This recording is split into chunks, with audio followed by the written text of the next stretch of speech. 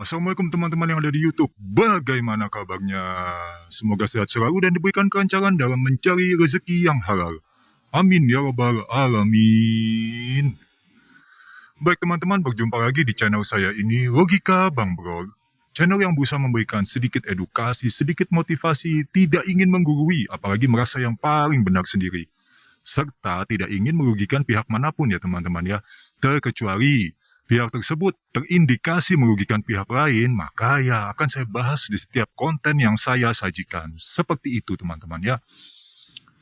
Baik teman-teman, pada kesempatan kali ini saya akan membahas seputar tentang pinjaman online kembali. Mungkin sudah cukup lama ya saya tidak membahas tentang pinjaman online ini karena ya saya rasa kurang lebih begitu-gitu saja skenario-nya gitu. Tetapi kali ini ya yang saya baca di artikel online yang merupakan kejadian nyata teman-teman ya, bukan kisah fiksi belaka, nampaknya sangat perlu untuk saya sampaikan kepada teman-teman melalui konten saya kali ini teman-teman ya. Dan aplikasi yang akan saya bahas kali ini, ya mungkin sudah pernah saya bahas ya di aplikasi, mohon maaf, maksud saya di konten saya sebelumnya, yaitu Kredivo. Sebagai pengantar, Kredivo ini memang terkenal sebagai salah satu paylater ya teman-teman ya, penyedia jasa paylater yang dimana memudahkan para konsumennya untuk mendapatkan barang impian yang mereka inginkan dengan cepat jika mendapatkan persetujuan untuk paylater teman-teman ya. Tetapi ketika ada yang belum bisa membayar, dalam tanda kutip bukan galbay teman-teman ya, tetapi masih belum bisa membayar, wah sungguh teman-teman perlakuannya sangat istimewa sekali. Bagaimana kejadiannya? Untuk lebih jelasnya, tanpa berlama-lama saya akan membacakan artikel online yang saya baca itu sehingga akan saya bagikan di konten saya kali ini.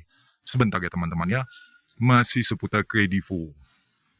Oke teman-teman, saya cari dulu artikelnya teman-teman, di mana dia, dan ini saya baru menemukannya teman-teman ya. Baik, langsung saja teman-teman, judulnya adalah Penagihan Kredivo dengan cara membuat onar. Nah, judulnya saja seperti itu teman-teman. Ya, penagihan Kredivo dengan cara membuat onar. Seperti apakah keonaran yang telah diperbuat oleh Kredivo, tetapi dalam tanda kutip oknum-oknumnya teman-teman ya, bukan Kredivonya langsung. Karena ini kan yang bergerak adalah DC teman-teman, debt collector. Ya, jadi bukan orang kantor dari Kredivo langsung turun tangan, seperti itu ya maksudnya. Saya bacakan dulu teman-teman ya. Kepada yang terhormat Kredivo, melalui media konsumen ini saya ingin mengadukan perihal penagihan DC Kredivo yang sudah melampaui batas dengan cara kekerasan, intimidasi, pengancaman, dan membuat onar keributan di tempat kerja dan di rumah saya. Nah, begitu teman-teman ya. Alinea pertama saja ya kita sudah disuguhkan dengan komplainan, keluhan teman-teman ya. Di sini pihak penggunanya atau nasabah dari Kredivo ini sendiri mengeluh karena perbuatan onar yang disebabkan oleh pihak penagihan atau DC atau debt collector seperti itu teman-teman ya. Saya lanjut lagi teman-teman ya. Pada tanggal 22 Maret, DC Kredivo yang bernama Sir, di sensor teman-teman ya, mendatangi tempat kerja saya dan berpura-pura sebagai driver Gojek yang mengantar paket. Setelah itu dia mengatakan kepada semua rekan kerja saya bahwa saya mempunyai tagihan di Kredivo dengan nada bicara yang keras serta ancaman yang mana membuat pelanggan yang berbelanja di toko tempat kerja saya menjadi tidak nyaman. Sebentar teman-teman, di sini, di alinea selanjutnya ini, pihak Kredivo yang merupakan DC-nya, orang lapangannya, melakukan penagihan kepada nasabah yang bekerja di salah satu toko ya, toko yang mungkin sekelas ya Indomaret, Alfamart atau apalah, kurang lebih seperti itu teman-teman ya. Tapi menjadi driver online teman-teman. Bagaimana ceritanya ya? Nah ini sebetulnya, ada apa ya? Kenapa ya kok harus menjadi driver online untuk menagih? Kan tinggal datang saja, bilang, selamat siang, perkenalkan, saya namanya Joni dari Kredivo, ingin bertemu dengan Bapak Joni juga, untuk melakukan penagihan terhadap pinjamannya di aplikasi Kredivo kami. Kan tinggal seperti itu. Untuk apa? Ya, nyamar dulu jadi driver online, kemudian baru mengatakan perkataan yang tidak layak dan tidak enak kepada teman kerja si nasabah tersebut. Yang akibatnya membuat, bisa dibilang tidak nyaman orang yang berbelanja di toko tersebut. Seperti yang dipaparkan tadi teman-teman, yang disampaikan. Saya lanjutkan lagi teman-teman, biar jelas. 3 hari berikutnya dia datang kembali dan langsung masuk ke toko menghampiri saya dan menarik ID card saya dengan alasan memastikan itu benar saya. Ketika saya protes dengan caranya, dia berteriak bahwa hutang harus dibayar lunas hari ini. Oh, jadi datang ya di hari berikutnya langsung cek ID card. Bagaimana ya ceritanya ya? Itu kira-kira dibenarkan apa tidak ya? Ada nggak ya di aturan OJK seperti itu ya? Atau mereka mungkin bikin aturan sendiri sebetulnya? Kredivo ini oknum kalian yang berbuat, kalian yang dapat dampaknya ya. Sebetulnya kan hal seperti itu bisa dihindari lah, bisa dibicarakan baik-baik. Saya ajak dia keluar toko, saya katakan bahwa saya belum ada uang dan nanti seperti biasa di akhir bulan pasti ada pembayaran masuk. Tetapi dia tidak mengerti dan malah semakin menjadi dengan berteriak-teriak mengancam. Bila tidak bayar hari ini, dia menantang untuk berkelahi dengan tanda tangan di atas materai agar tidak ada tuntutan bila ada korban nyawa setelah perkelahian. Gila teman-teman. Diajak berantem. Ya Allah, ya salam. Bagaimana ceritanya ya? Orang ditagih hutangnya diajak berantem. Tanda tangan di atas, hitam di atas putih, bermaterai. Kalau misalnya terjadi korban, tidak boleh saling tuntut-menuntut. Kira-kira Kredivo memang menerapkan cara seperti itu enggak? Wah, ini sudah makin nggak beres ini ya. Ini bukan berarti saya juga semakin mendukung gerakan Garuba ya teman-teman ya. Saya lanjutkan dulu teman-teman, biar lebih jelas. Setelah itu dia menelpon teman-temannya untuk datang. Ketika teman-temannya datang, dia semakin beringas mau memukuli saya dan berbuat onar, mengamuk sampai naik ke atas tembok samping toko yang menjadi pembatas jalan umum. Seperti itu teman-teman. Jadi sampai nelpon teman-temannya.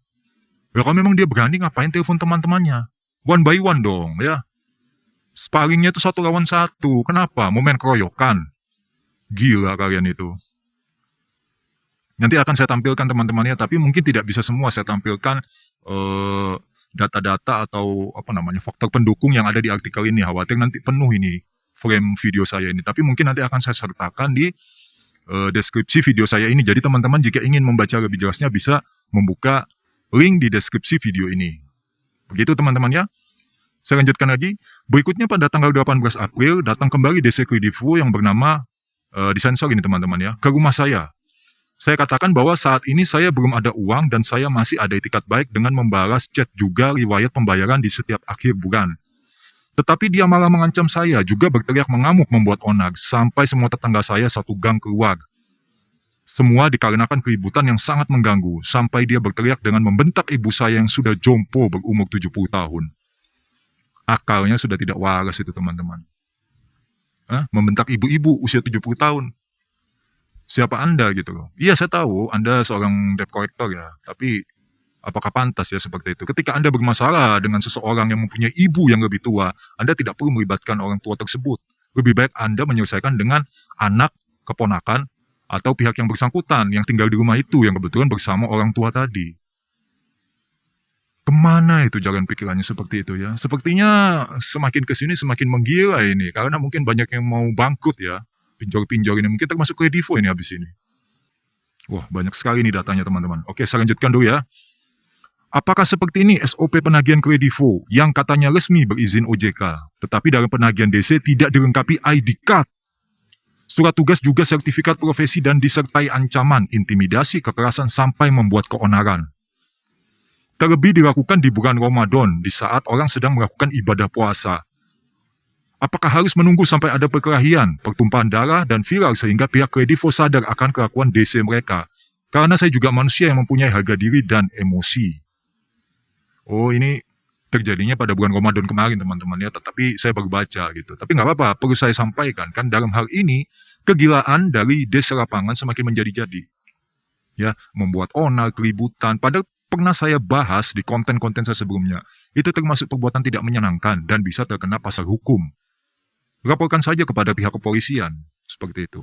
Dan di sini, ya, nasabah sudah menegaskan, dia juga seorang manusia yang punya harga diri dan emosi. Ya, semakin orang ditindas, semakin orang dihina, sementara dia pernah bayar, ya, maka ya dia juga berhak untuk melakukan perlawanan, teman-teman. Walaupun seandainya dia belum bisa bayar, katakan dia belum bisa bayar, tapi tidak bisa diperlakukan seperti itu. Ini kan juga sudah ada di bawah naungan OJK. Harusnya tidak bisa diselesaikan dengan cara kekerasan seperti ini. Harusnya seperti itu kalau bisa berpikir secara logika teman-teman ya, bukan mengedepankan nafsu. Oke, saya lanjutkan teman-teman. Sekarang saya putuskan untuk stop bayar dan saya akan menunggu proses hukum karena pihak DC Kredivo sudah melakukan kekerasan, ancaman, keonaran yang mana semua itu sudah masuk unsur pidana.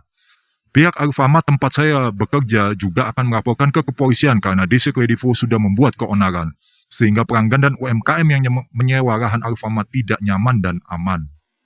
Oh, berarti di sini bisa dikatakan teman-teman ya, siapa namanya itu, nasabahnya ini adalah karyawan Indomaret teman-teman. Mohon maaf, Alfamart teman-teman. Semua ada rekaman CCTV, video, saksi yang menjadi bukti penguat laporan kepolisian. Saya tunggu tanggapan pihak Kredivo untuk media konsumen saya ucapkan terima kasih. Kurang lebih seperti itu teman-teman, kutipan artikelnya ya. Jadi dalam hal ini saya pernah beberapa kali ya membuat konten di dalam channel saya ini ya, di video-video yang saya sajikan itu yang ketika saya masih membahas tentang pinjol teman-teman ya, pinjaman online baik yang legal maupun yang ilegal, itu sudah sering saya katakan sebetulnya debt collector itu ya, mereka itu tidak punya kekuatan yang cukup sangat untuk bisa membuat orang mengikuti perintah mereka. Apalagi ini sudah jelas tuh di artikel tadi sudah disebutkan tidak disertai ID card, surat profesi. Nah, itu padahal kan wajib. Surat keterangan tugas maksudnya. Mohon maaf saya keliru mengucapkan barusan. Harusnya itu semua ada. Nah, tetapi lantas kebanyakan, saya katakan, DC-DC lapangan selalu meng-counter attack. Kalau saya tunjukkan apa yang Anda tanyakan tadi, apa Anda langsung bayar hari ini? Anda siap bayar ya? Ya nggak bisa begitu juga, bos. Memangnya uang itu tinggal nyetak. Oh, nanti kalau saya ngomong begini, oh berarti siapa nih?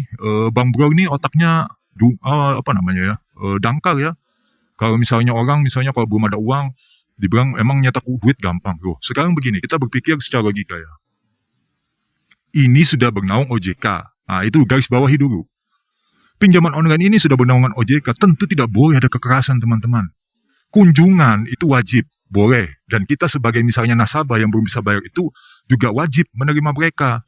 Dalam tanda kutip, mereka datangnya baik-baik. Tetapi kalau mereka datangnya dengan kekerasan, ya kita juga bisa dong lakukan kekerasan. Apalagi kalau memang sudah ada histori pembayaran seperti yang ada di artikel tadi yang sudah saya bacakan, yang sudah saya rampilkan juga ya. Di situ kan sudah dijelaskan, ada riwayat pembayaran. Jadi bukan nol putul tidak membayar sehingganya dibuat malu seperti itu tidak bisa teman-teman. Ya, jadi dalam hal seperti ini, kalau misalnya kejadian yang dulu, ya mungkin teman-teman ingat, beberapa waktu lalu pernah ada ya kejadian salah satu DC Kredivo, debt collector Kredivo teman-teman ya, yang mengakui dia dari Kredivo, mengalami pengeroyokan teman-teman, dikeroyok, mengalami ini juga luka-luka juga pada saat itu. Nah kalau sudah seperti itu yang salah siapa terusan? Oh yang berhutang yang salah karena gimana ya nggak punya uang ditagih kok malah melakukan kekerasan. Ya kita harus lihat dulu, kita tidak bisa memutuskan dari satu sisi. Seperti saya pun saya tidak bisa memutuskan satu sisi berdasarkan artikel ini. Tetapi apa yang dipaparkan, apa yang disebutkan, yang dijelaskan itu sudah cukup untuk kita berpikir secara logis. Dan ini bukan hal baru. Bukan hal baru seorang DC yang mengaku-ngaku dari Kredivo kayak dari Kredit Pintar kayak dari Juro kayak. Semuanya kebanyakan, kalau mereka sudah mengaku dari debt collector, orang lapangan, yang pertama ditonjolkan itu apa? Kekerasan. Badan saya gede, kamu berani sama saya. Waduh. Itu yang pertama, jadi mereka melakukan intimidasi dulu, supaya orang ikut untuk membayar kepada mereka. Seperti itu teman-teman. Nah nanti kalau sudah dibayar, pertanyaannya, seperti di kasus Home Credit kemarin yang pernah saya bahas di konten saya sebelumnya, itu uangnya nggak sampai ke Home Credit. Bahkan dicek di aplikasi, ya, itu masih ada sangkutan hutangnya. Bagaimana bisa seperti itu? Nah, ini yang harus kita pahami bersama ya, bagi teman-teman di luar sana, jika masih memiliki masalah dengan pihak DC lapangan, mau dari Kredivo, dari manapun, saran saya jangan pernah takut. Ya, jika mereka melakukan kekerasan, itu mereka sama saja melakukan kebodohan untuk mereka sendiri. Karena saya yakin kok, Kredivo juga nggak akan mau tanggung jawab kalau mereka sampai berurusan sama pihak kepolisian. Kalau memang mereka dari Kredivo, ya tetap tagih dulu mana ID card-nya gitu kan.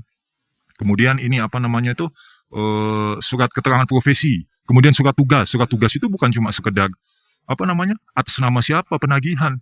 Harus jelas nama yang ditagih itu siapa. Tertera di surat itu ya, alamatnya di mana. Itu harus jelas. Terus juga nanti Jumlahnya berapa nominalnya? Jangan cuma saya datang, selamat malam Bapak Joni. Oh iya, Anda dari mana? Saya dari Kredivo. Saya mau menagih Bapak Joni ini masih hutang di Kredivo sebesar 3 juta rupiah, tolong dibayar. Tapi dia tidak bawa surat. Gimana terusan? Gak bisa teman-teman seperti itu. Cara seperti ini harus dilawan. Ini bukan berarti saya memprovokasi ya. Memprovokasi kesannya nanti udah kita galbay aja. Memang dari awal kan niatnya galbay. Tidak seperti itu juga.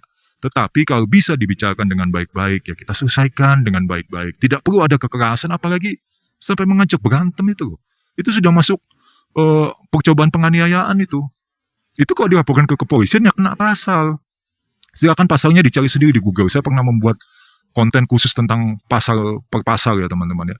Dan di sini saya nggak akan sebutkan lagi. Bukan karena nggak hafal, biar perbedaan lah. Jadi saya lebih berusaha berpikir secara logis saja. Adanya pancingan-pancingan seperti itu untuk kita termasuk ya tergoda melakukan kekerasan. Nah itu laporkan saja ke kepolisian, jangan diladenin. Selama dia belum menyentuh fisik ya, kalau dia sudah menyentuh fisik ya silahkan kita lawan ya. Kita berhak dong membela diri kok. Begitu teman-teman ya, semoga dengan adanya artikel ini dan saya tuangkan dalam video saya ini, semoga membawa manfaat kepada teman-teman ke depannya. Jika masih punya tanggungan di aplikasi manapun, pinjol manapun, jangan pernah takut. Ketika didatangi pun jangan takut. Ya, sambut saja dengan baik, manusiakan mereka. Tetapi ketika mereka sudah dimanusiakan, tidak bisa menghargai kita. Kalau bahasa umumnya itu apa ya, ngelunjak gitu ya. Bahasanya tambah ngelunjak, ya sudah. Ya, kita berikan ketegasan semampu kita. Ya, sama-sama makan nasi kan, nggak perlu takut. Dalam arti begini, ini bukan berarti saya menggiring opini, oh berarti kalau datang mereka kita hajar aja bang. Bukan dihajar, diajak bicara baik-baik, kompromi. Saya belum ada dana saya itu ada mungkin tanggal sekian, atau kapan, seperti itu. Oh tidak bisa, Anda harus bayar hari ini. Iya, tapi apa yang mau saya bayar misalnya? Misalnya terus nanti kalian dipaksa, ya, itu ada televisi, itu ada handphone, dijual dong. Gitu. Oh ya nggak bisa. Nggak ada itu ceritanya seperti itu. Karena belum tentu juga televisi atau handphone atau barang yang diminta oleh debt collector ini untuk dijual dan dijadikan uang supaya bisa mengembalikan dana dari Kredivo itu berasal dari paylater yang apa ya, yang digunakan.